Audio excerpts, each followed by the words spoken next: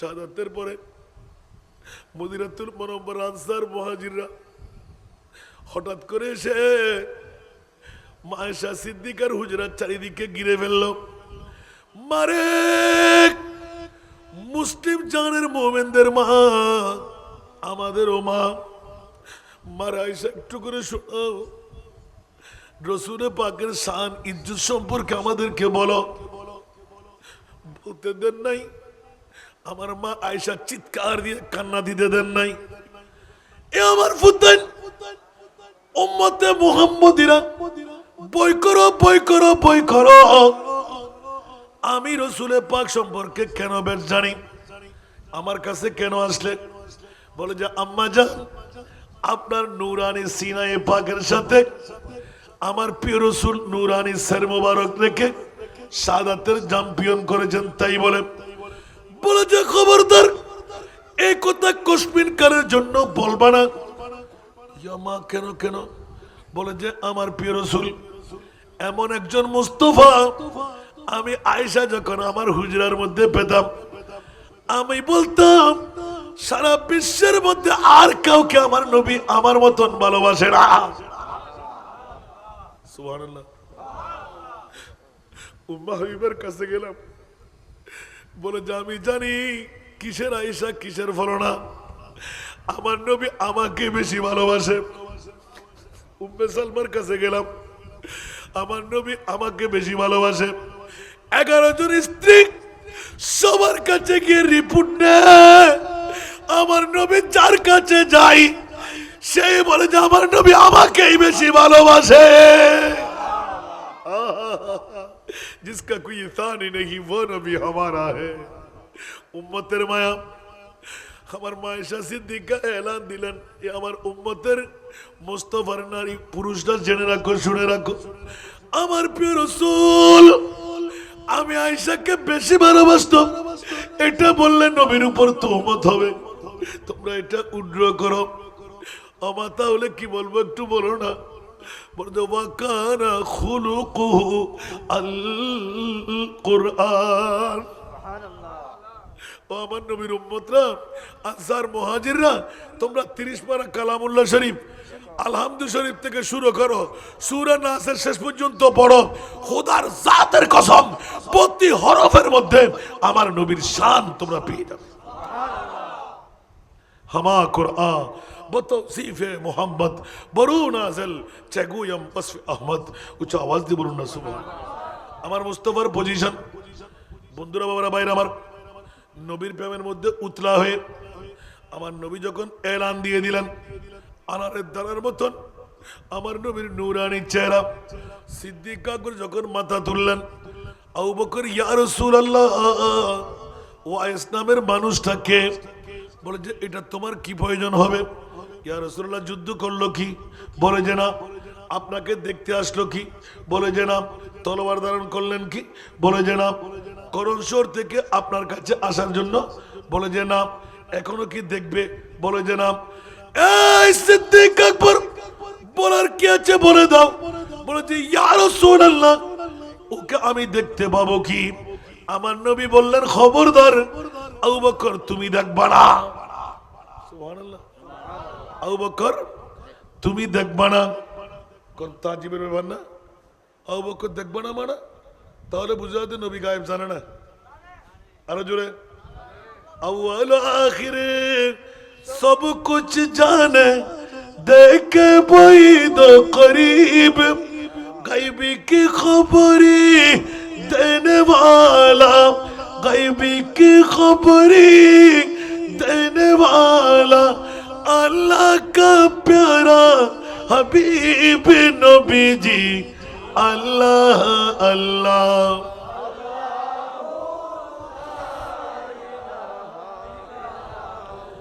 अल्लाह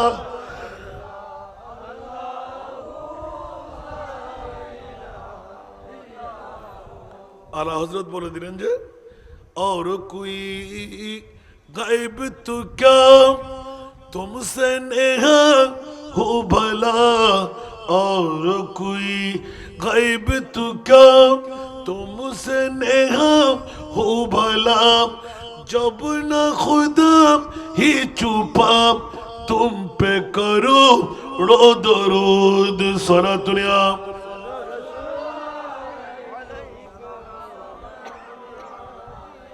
কাট্টলি জমিনও আছে না নাই অনেক সারা ব্যাককলের দল নবী গায়েব জানে না বলে না আলা হযরত মুদা মেরে দিলেন 1,24,000 2,60,000 বেশি আর কম নবী রাসূল তৈরি করে মাওলা একটিবার জবাব চাই কাউকে আর সমু আল্লাহর মেহমান বানাও নাই আমার নবীকে কেন আরশের মেহমান বানাইলে একটু জোরে বলতে হবে বাতিল ফিরকার গোষ্ঠীরা যারা বিভিন্ন দল অন্তর্ভুক্ত আমার নবীর শানে গোস্তাখি আর বেয়াদবি আল্লাহর কাছে জিজ্ঞাসা করতে যাই আপনার বিবেকের কাছে আদালতের মধ্যে বিচারটা রাখলাম মাওলা কোন নবী রাসূল আর সমু আল্লাহর মেহমান বানাও নাই আমাদের রাসূলকে আমাদের নবীকে কেন আর সমু আল্লাহর মেহমান বানাইলে উচ্চ আওয়াজ দিয়ে বলুন না সুবহানাল্লাহ এখান থেকে একটি উত্তর হলো অনেকেই বলবে গায়ের ফাড়া দিয়ে নবী গায়েব জানে না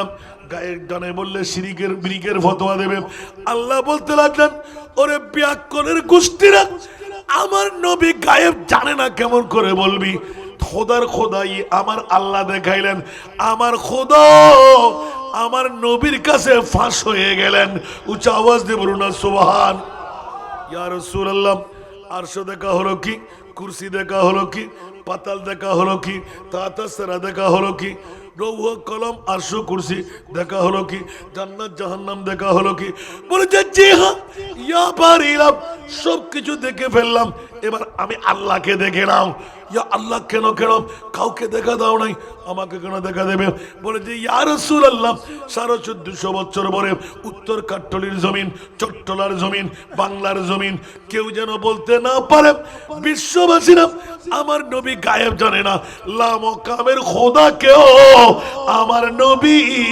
জানে কষ্ট হয় না বুঝতে লা মকামর খোদা কেউ আমার নবী তাহলে প্রশ্নটা কিভাবে রাখলাম বিবেকটা আপনার প্রশ্নটা আমার 1,24,000 2,60,000 নবী রাসূল আল্লাহ তৈরি করে কাউকে আরশ আল্লাহর মেহমান বানাও নাই মৌলা আমার নবীকে কেন আরশের মেহমান বানাইলে তো তোমার থেকে ফ্যাট মারার তোমার থেকে কেনা ফুটে যার তোমার থেকে ডায়াবেটিস বাড়ি যার গুই তোমার থেকে অ্যাসিডের আগুন জ্বলের নিশ্চিত তরি তুই ইবলিস শয়তানের ভাই ঠিক না আর আরাম মোমেনের খুশি লাগবে আল্লাহ তোর মামলা গান কি হয়তো কিয়ামত পর্যন্ত আয় উত্তর দিয়ে রাখিলাম আর নবী গায়েব ন জানে এই শব্দ যেন গালার ভাড়া দিকে ব্যবহার করেন বলে क्या আল্লাহর কোরআন বলতে আলিমুল গায়ব ফালা ইউযহিরু আলা গায়বিহি আহাদা ইল্লা মান ইরতাদা মির রাসূল সুবহানাল্লাহ বলবেন না আর ভাষা না কোরআনের ভাষা ওমা উত্তর হাটল ব্যাংক সিটিং কথা বুঝে দেন না আর ভাই বাবারও দিকে হয় দেয় উনি আনে আল্লাহ রাসূল তো নলুই সরাসরি সানকাইয়া ভাষা জিয়ত আল্লাহ নলুর তো খোদার সৃষ্টি গিলে লুর একটু আসে না বুঝুন আল্লাহ বুঝিবার তৌফিক আলা হযরত খুল্লুম হলো তো দিনা মনে তাইব না আক্কেনা না আল্লাহ তো আরশ মোল্লা নিয়তি কিল্লাই তোরা মেটে হবে দিয়ে নাই জানি জিবরিল নূর তৈরি হইলো আজরাইল মিকাইল ইসরাফিল নূর দিন হদে এই নূর আন নবীর নূর বেশ কম আছে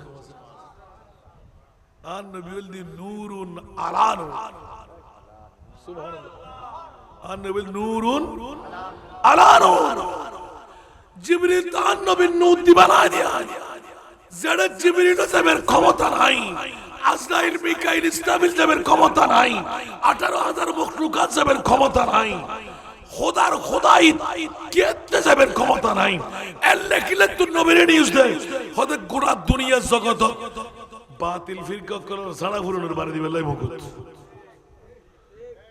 আর নবীরে মিট্টে হইবে বদ্দা হইবে হাক্কু হইবে নজানা হইবে ফওয়াল্লেস হইবে অহদা ইয়ের নাম মামলা হদে জি সুবহানাল্লাহ না তোরে সুন্নিয়র ফক্কা আল্লাহ সানা নাই ফাত্তাবিউনি ইউহিবকুমুল্লাহ ইয়া রাসূলুল্লাহ জিবে অনর গোলাম ইবাই খোদার বন্ধু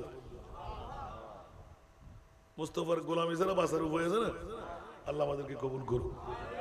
এলমে গায়েবের খবর, আমার প্রিয় রাসূল যখন এলান করে দিলেন, হযরত সিদ্দিক আকবর আস্তে করে দাঁড়ালেন, ইয়া রাসূলুল্লাহ, আচ্ছা আমি একটু দেখতে পাবো না? বলছেন না না না, তার সামনের কথা পিছের কথা নবী জানে কি জানে না? আরো জন্য বলতে হবে, আল্লাহ কবুল করুক। এখন আমার নবী এই হযরত আবু বকর সিদ্দিক, খেয়াল রেখো, জেনে রাখো, শুনে রাখো, তুমি দেখবা না?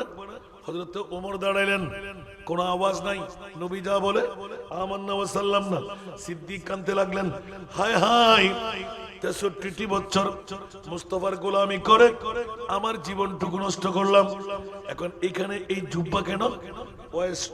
শহরের মধ্যে চলে যাবে, আমার নবী এলান দেবেন মাত্র মনে মনে উত্তর দিতে লাগলেন, হযরত ওমর ইবনুল খাত্তাব, ইয়া রাসূলুল্লাহ, যেই জন নবী দেখে নাই, যুদ্ধ নবীর সাথে করে নাই, সুখের দুঃখের বন্ধু নয়, সুখের দুঃখের বন্ধু হলে আবু বকর হওয়ার কথা। ওয়াইস কেমন করে ভাই, হুজুর তাকে আমার দেখতে মন চাই। আমার নবী বললেন, ওমর তুমি দেখবে। সুবহানাল্লাহ, নবী জানে কি জানে না? ওসমান দাঁড়াইলেন, ইয়া রাসূলুল্লাহ, আমারও দেখতে মন চাই। আমার নবী, ওসমান তুমি বসো, তুমি দেখবে না? মাওলা আলী বলেন, আমারও দেখতে চাই। আলী তুমি দেখবে। উচ্চ আওয়াজ দিয়ে বলুন সুবহানাল্লাহ। এখন সবাই স্তব্ধ হয়ে গেলেন। দায়িত্ব দুইজন, দায়িত্ব কয়জন? দুইজন, আর কোন সাহাবীর উল্লেখ আসছে না। ওমর ইবনে খাত্তাব, মাওলা আলী দাঁড়িয়ে রইলেন, সবাই বসে গেলেন। ওমর আমার আলী, জেনে রাখো, শুনে রাখো, তোমরা তোমাদের শোকাহত সময়, আমি জানি আনির নবীর জন্য তোমাদের অন্তরে ব্যথা হবে, দুঃখ লাগবে, তোমরা নিজের শোকাহত কাজ পরিহার করে শেষ করে করণ শহরের দিকে চলে যাবা। হযরত ওয়াইসুল করণীকে আমার একটা সালাম জানাই দেবা। ইয়া রাসূলুল্লাহ, সালাম জানাইলাম। আরেক দামি মামলা, নবী সালাম পৌঁছাচ্ছে নবীর গোলামের কাছে। এই গোলাম কি সাধারণ গোলাম না অসাধারণ গোলাম? আরো জোরে বলতে হবে, আমার সালাম পৌঁছাইবা আর আমার যুব্ব মুবারককে উপহার দিবা, করো যত্ন করে নিও। আর আমার একটা সালাম পৌঁছায় এলান দেবে, আমার গুনাহগার উম্মতের গুনাহ যেন ক্ষমা করা এনে। হায় হায়, জুব্বা মুবারক অনেক লম্বা ঘটনা কেটে রাখলাম, মুদ্দা কথাটা গৌসে পাকের কথা এলান দিতে আসলাম। হুজুর গৌসে বগদাদ পীরানে পীর দস্তগীর, বন্ধুরা আমার, বাবারা আমার, ভাইরা আমার, নাজের মামলা শুরু হয়ে গেল। হযরত ওয়াইসুল করণী রাদিয়াল্লাহু তাআলা জুব্বা মুবারক পেয়ে গেলেন, দুইজনে চলে আসতেন। অনেক মামলা কেটে রাখলাম। হযরত ওমর ইবনে খাত্তাব, মাওলা আলী দুইজনের সামনে মোলাকাত করলেন, চিহ্ন দেখাই দিলেন। হুজুর আমরা কখনো দেখি নাই। বলে যে লম্বা লম্বা লোম হবে, হাতের মধ্যে শ্বেত দাগের মতন দুটো দাগ থাকবে, এই দাগ আর লোম দিয়ে তোমরা ওয়াইসকে চিনে ফেলবে। খবরদার বড় আদবের সাথে কথা বলবে। কোথায় সাহাবী আর কোথায় তাবি? সাহাবী দেখলে তাবি হবে, নবী দেখতে পারে নাই, সাহাবী হতে পারে নাই, তাবি দেখে খায়রুল তাবি হয়ে গেল। ওয়াইস সালাম নিলেন, পাগলামি যা করার করে ফেললেন। হঠাৎ করে বলে যে কেন আপনারা আমাকে বিরক্ত করতে আসলেন? বলে যে আল্লাহ রসুলের একটা আমানত তোমার হাতে ধরাই দিতে এসেছি। আল্লাহ রসুল তোমার কাছে সালাম পৌঁছালেন, মুস্তাফার উম্মতের গুনাহ ক্ষমা করাইতে বলেছেন। বলে যে জি হ্যাঁ। অনেক কথাবার্তা কথোপকথন হলো। কথাবার্তার পর আস্তে করে নিজের হাতের মধ্যে নূরানি চুমু দিলেন, সিনার সাথে লাগাই ধরে সিজদার মধ্যে পড়ে গেলেন। মুনিবের দরবারে মুকালামা শুরু হয়ে গেল। এখন বেলায়েতের পাওয়ারফুল শাহিনশা শুধু ওয়াইসুল করণী নয়, সাহাবীদের দাম বেশি না তাবির দাম বেশি? সাহাবীদের দাম, দুইজন সাহাবী, আরো বেলায়েতের গভর্নর মাওলা আলী, হযরত সাইয়েদনা ওমর ইবনে খাত্তাব, যে পথ দিয়ে হাঁটলে 40 দিন পর্যন্ত শয়তান পর্যন্ত হাঁটে না, মাটির থেকে যিনি কিনিলেন, মাসুল নিলেন, সুবহানাল্লাহ বলেন, যার নাম হযরত ওমর ইবনে খাত্তাব। হঠাৎ করে মোরাকাবার মধ্যে চলে গেলেন। দেখা যাচ্ছে হযরত ওয়াইসুল করণী চোখের পানির নহর দিয়ে পৃথিবীর জমিনের অর্ধেক উম্মতের গুনাহ ক্ষমা করে ফেলেছেন। সুবহানাল্লাহ। হযরত ওমর ইবনে খাত্তাব, মাওলা আলী, আলী রে বিশ্ব বরবাদ হয়ে যাবে, ওয়াইসুল করনি সেজদার মধ্যে থাকলে ডাক দাও যেন সেজদা থেকে উঠে যায়। মৌলা আলী বললেন ওমর মামলা কি থাক না, বলে যে না না, পৃথিবীর মানুষ অ্যাক্সিডেন্ট করে ফেলবে, অন্যায় করবে, শরাব পান করবে, কলমা পড়ে বসে থাকবে, নামাজ পড়বে না, রোজা রাখবে না, হজ করবে না, যাকাত দেবে না, সুতরাং ওয়াইসুল করনি মাথা তুলতেই হবে, আর ফরিয়াদ করার দরকার নাই। উচ্চ আওয়াজ দিয়ে বলুন না সুবহান। হযরত ওমর ইবনে খাত্তাব আলী যখন গরিবেশি করতে লাগলেন, তলোয়ার ওয়াইস মাথা তুলো, তলোয়ার মেরে দেব, তাড়াতাড়ি উঠে গেলেন। তলোয়ার খাইবে যে, ভয় আক্রান্ত আছে না নাই, সাহাবী মনে আঘাত পাবে, তাড়াতাড়ি উঠে গেল। লাব্বাইক, চোখের পানি দর দর করে পড়তেছিল। ওমর ইবনে খাত্তাব কিছু কথোপকথন আছে, অর্ধেক কোন প্রকারে মাফ করে নিলাম, আর একটু সঙ্গে দিলে বাকি অর্ধেক উম্মতের গুনাহ মাফ করাই নিতাম। উচ্চ আওয়াজ দিয়ে বলবেন না সুবহানাল্লাহ। আমার মাওলা আলী বললেন এতটুকুর মধ্যে তুমি থাকো, মানুষ অ্যাক্সিডেন্ট করে ফেলবে, সবকিছু বেহায়াপনার মধ্যে নেমে যাবে, কারণ ওয়াইস তো সব গুনাহগার উম্মতের গুনাহ মাফ করাই নিলাম। এই ওয়াইস ধৈর্য ধরো, সবর করো, উম্মতে মুহাম্মদী যেন ইবাদত নিয়াজত মুশাহিদার মধ্যে মশগুল হয়ে যায়। অনেক কথাবার্তা হয়ে গেল, কেটে রাখলাম। এবার বন্ধুরা, বাবারা, ভাইয়েরা আমার, হযরত ওয়াইসুল করনি কান্নারত অবস্থায় একটি আওয়াজ দিলেন, এ সাইয়েদনা ওমর, এ আমার মাওলা আলী, জেনে রাখুন, শুনে রাখুন, আমাকে আজকে সিজদা থেকে তোলাই দিলেন। খেয়াল রাখবেন, পৃথিবীর জমিনের মধ্যে আওলাদে মুস্তাফার ভিতর নবীর নাতির মধ্যে একজন জাত আসবে, যার বাবার নাম আবু সারে মুসা জঙ্গি, যার মায়ের নাম উম্মুল খায়র ফাতেমা সানি, সুবহানাল্লাহ বলেন না, যার নাম হবে আব্দুল কাদের জিলানী। ওমর ফিল্লার ওয়াইস কি বলতে লাগলে, তুমি বলছো আপনি আমাকে তুললে কি হবে? আপনি কি মনে করলেন ওয়াইস দিয়ে কাজ সমাধান হয় নাকি?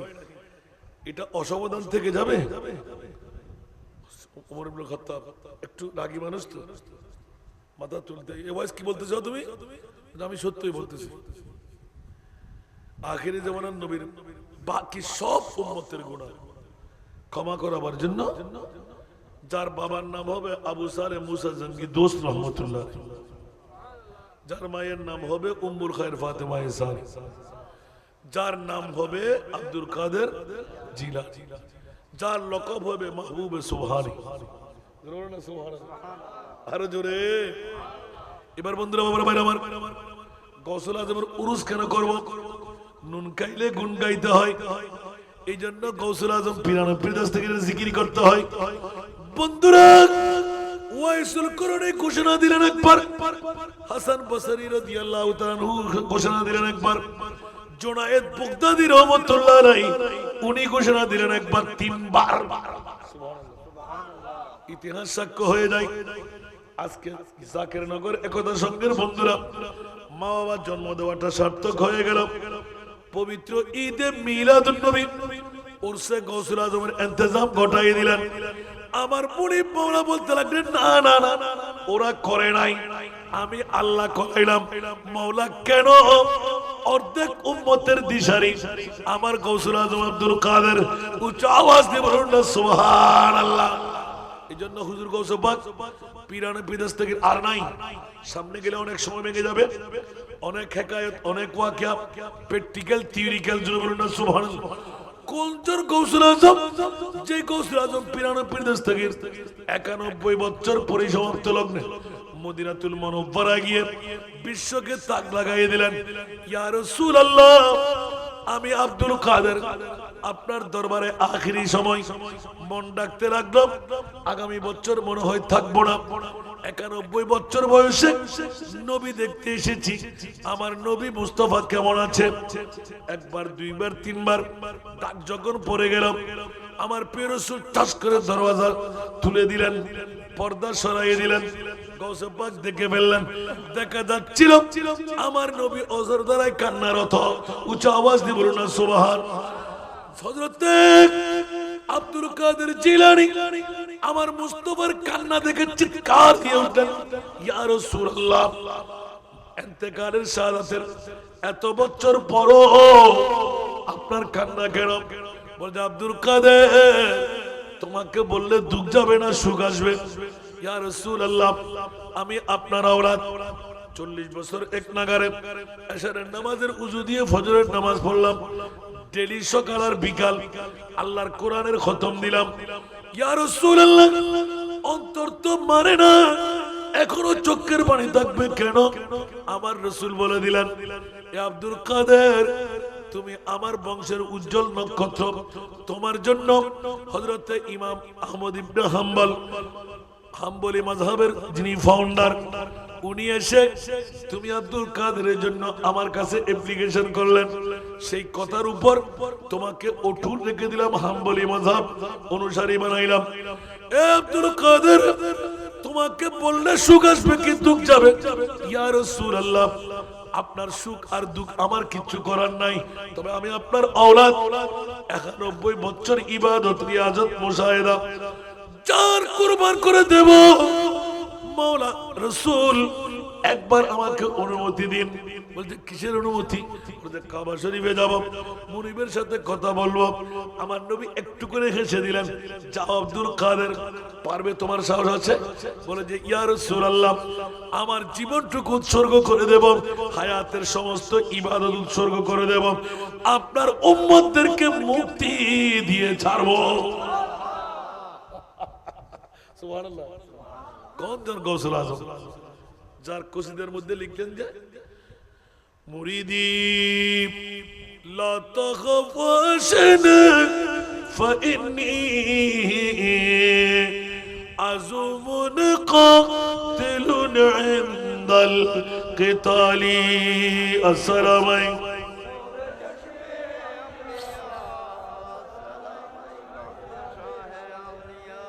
মুরিদি লা তাখাফ আল্লাহু রাব্বি আতানি রিফআতানিল তুল মানালি। আসসালামু আলাইকুম।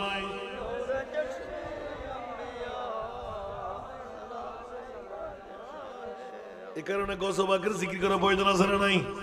আমার খুদ গৌসুল আজম কাবা শরীফের গিলাফ ছুঁয়ে গতবার একটু ইঙ্গিত দিয়েছিলাম, আমার মুস্তাফার নূরানি ফরমায়েশ হুকুম যখন পেয়ে গেলেন, মুনিবের দরবারে এসে নূরানি গিলাফ ধরলেন।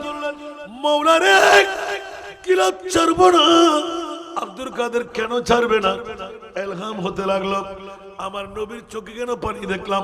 63 বছর যে রাসূল চোখের পানি দিয়ে প্রেমা সাগর বানিয়ে দিলেন, ওই নবীকে কান্নায় কেন দেখলাম? ইয়া আল্লাহ, একটু করে কথা বলো। হযরতে ওয়াইসুর করণী আমার মুনিব মাওলা ইলহাম শুরু করে দিলেন, এ আব্দুল কাদের, আমার গিলাফ ছেড়ে দাও, কি চাও বলে দাও।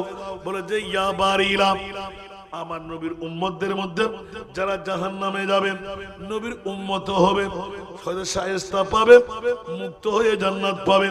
বলে যে না না না, আমার নবীর চোখের পানি আমি ও ফলনা তারিখ দেখে এসেছি, আমার নবীর অনুমতি দিয়ে মাওলা তোমার দরবারে আসলাম, গিলাফ ছাড়তে পারি না।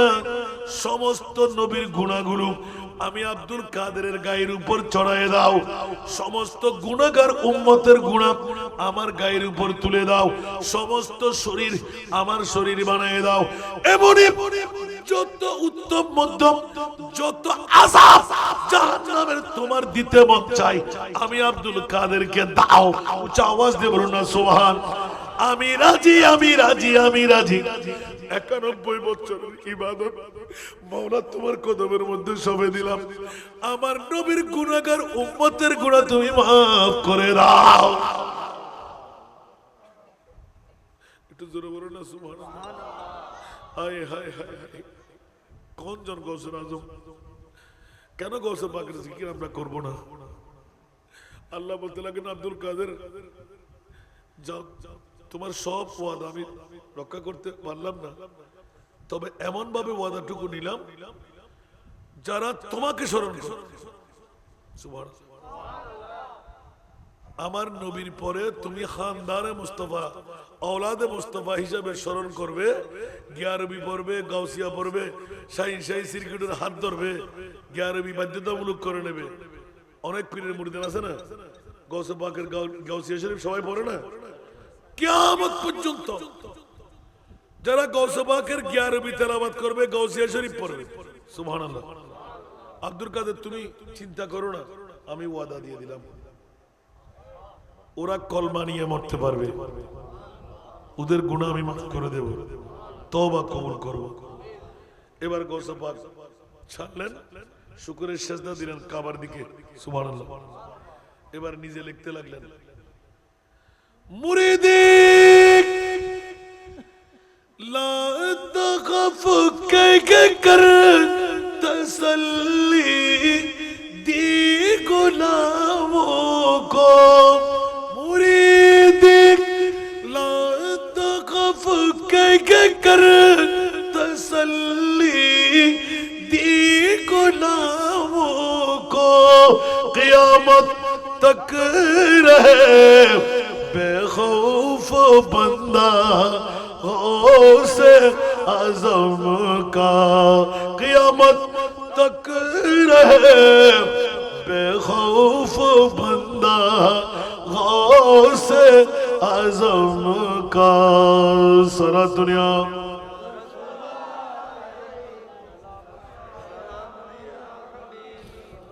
वो कह कर कुम बेइज़्निल्लाह जिला दे तैग मुर्दों को, वो कह कर कुम बेइज़्निल्लाह जिला दे तैग मुर्दों को, बहुत मशहूर है अहया ए मोता गौसे आज़म का, बहुत मशहूर है अहया ए मोता गौसे आज़म का। सारा दुनिया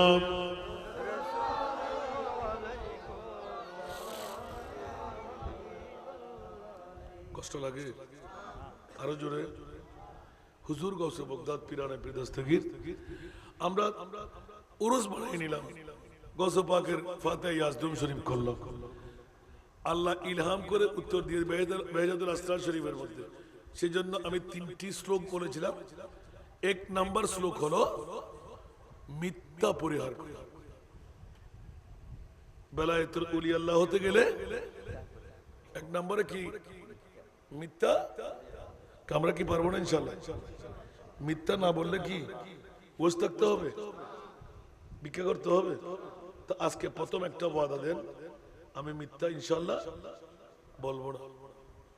ইনশাআল্লাহ বলেন। অনেকের মুখ চারা, মিথ্যা বলবো? গৌসে পাক কি জীবনে মিথ্যা বলেছে? সত্য বললে কি জান কোরবান হয়ে যায়? যদি সত্য বলার কারণে জানটা কোরবানো হয়ে যায়, তার জন্য ইমামে হুসাইনের জান মনে থাকবে। আপনার বাইরে কি হচ্ছে, AK-47 চলবে, কি ধারাবাহিকতা, এটা ওলি আল্লাহদের কোনো মামলাই না। লা খাউফুন আলাইহিম ওয়ালা হুম ইয়াহজানুন। পৃথিবীর জগতেও তাদের জন্য কোনো ভয় নাই, ইন্তেকালের পরেও তাদের কোনো পরেশানি, মুনকির নকিরে ধরবে, তর্জন গর্জন করবে, বললো মেরা কাদা। হুজুর গৌসে পাক বলতে লাগলেন, পৃথিবীর জগতের মধ্যে তোরা হুঁশিয়ার সাবধান। যেমনি ভাবে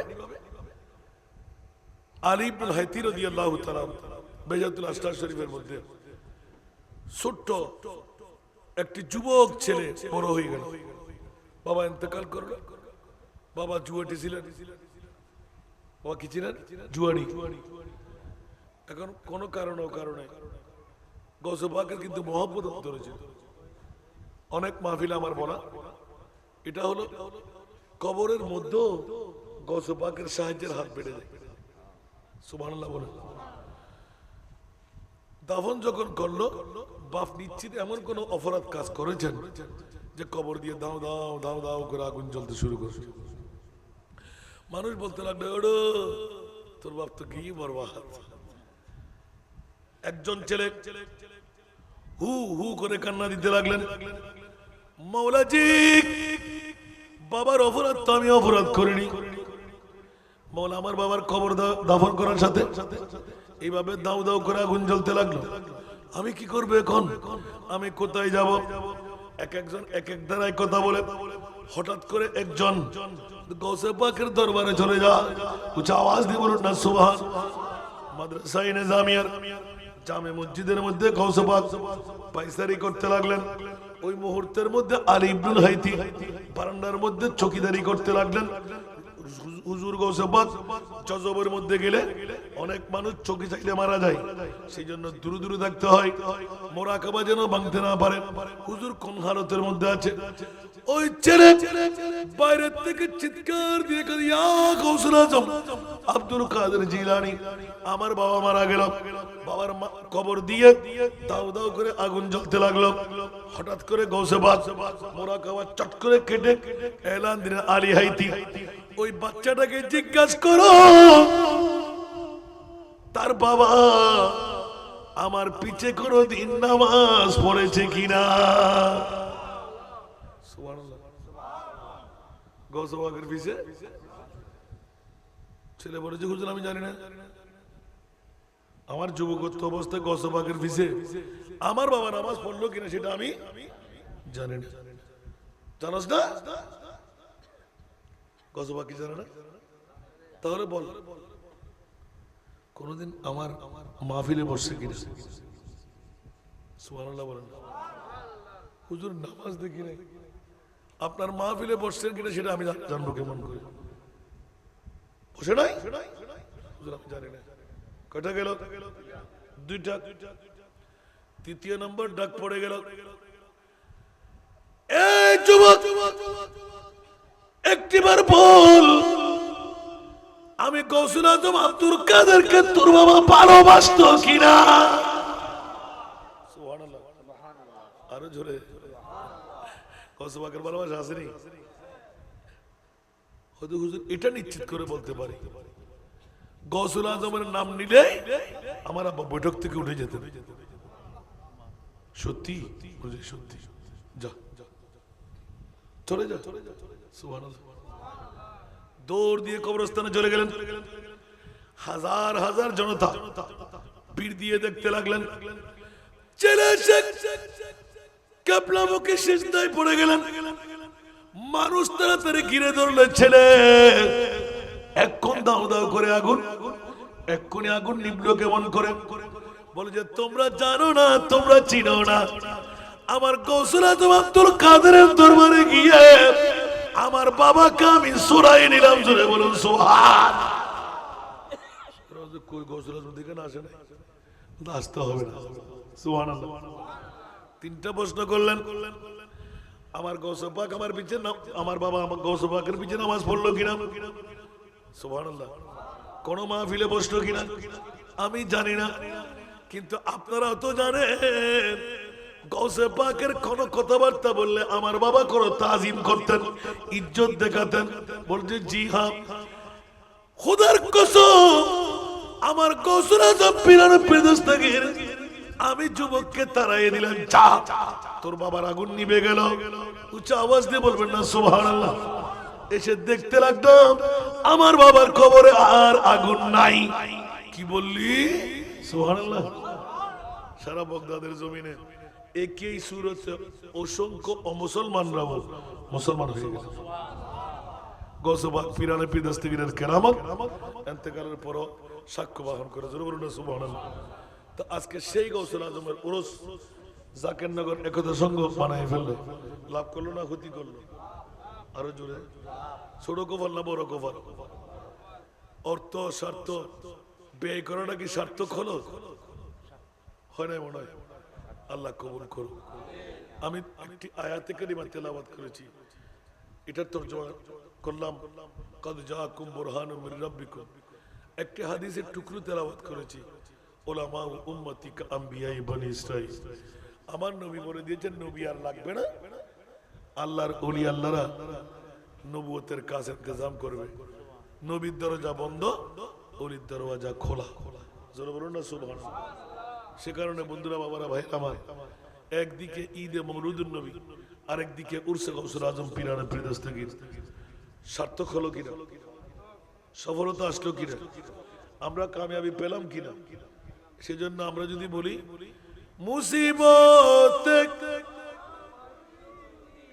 মুসিবতে পড়ে আমরা ডাকি তোমায় দস্তগীর, মুহূর্তে উদ্ধার করো মুদের গো বড় পীর, মুদের গো বড় পীর।